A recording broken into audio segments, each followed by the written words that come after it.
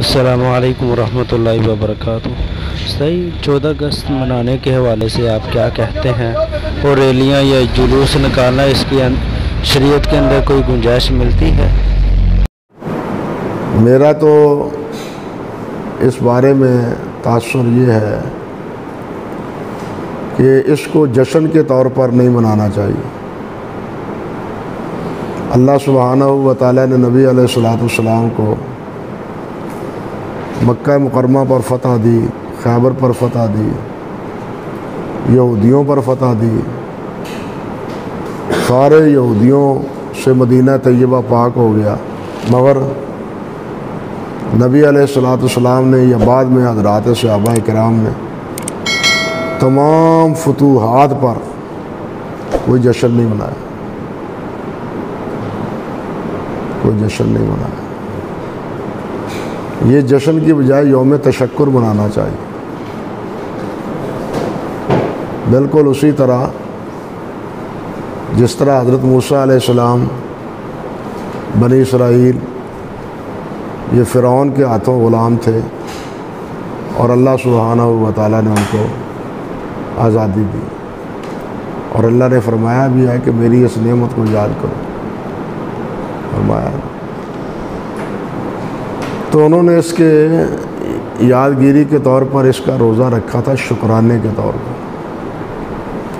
وہ چونکہ ہمارے نفس پر بارا ہے، وزنی ہے، مشکل ہے، اس لیے یہ آسان راہ ہم اختیار کر لیتے ہیں غیر مسلموں کی طرح۔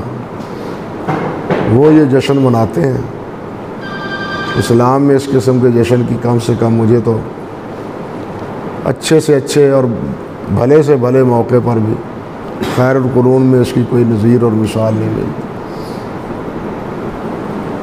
اسے یوم تشکر کے طور پر منایا جائے، اور بلا شبہ اللہ سبحانہ و تعالیٰ کا ہمارے اوپر احسان ہے کہ انگریز کی غلامی سے ہم نکلے۔ یہ علیحدہ بات ہے۔ وہ جس طرح کہتے ہیں کہ انگریز کی غلامی سے تو نکلے، لیکن انگریز کے پالے ہوئے جو تھے، پالے پوسے، ان کی غلامی سے نہیں نکلے، جو پھر انگریز ہی کے غلام۔ وہ ایسے آپ بیج بو کے گئے، بلکہ یہ بات ذہن میں آتی ہے کہ کسی نے کہا بھی تھا کہ ہم آزاد تو ان کو کر رہے ہیں، لیکن یہ رہیں گے ہمارے ہی چنگل میں۔ کیوں کہ یہ جتنے جاگیردار تھے، سرمایہ دار تھے، یہ سب کے سب انگریز کے بئی خواہ تھے، یہ سب ان کے پروردہ تھے۔ انہوں نے آگے حکومت سنبھالی ہے۔ اسی لیے تو وہ محمد علی جناح کا بھی ایک قول ہے، بتلا بیان کرتے ہیں۔ وہ کہا کرتے تھے کہ میری جیب میں کھوٹے سکے ہیں،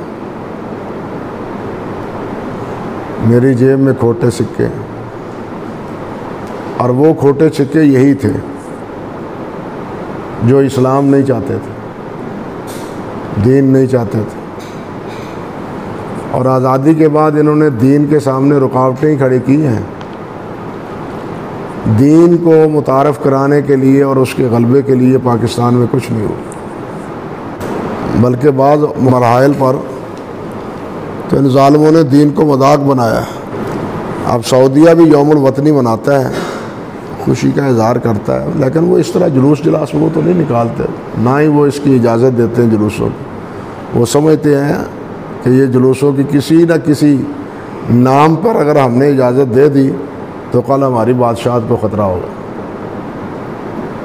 ان کا اپنا ایک مسئلہ ہے، مجبوری ہے انتظامی۔ ہمارا مسئلہ دینی نقطہ نظر سے یہ ہے کہ ہمیں اللہ کا شکر ضرور ادا کرنا چاہیے، لیکن یہ جلوس اور یہ ہنگامے جشن کے طور پر اس کی کم سے کم اسلام میں نظیر نہیں ہے۔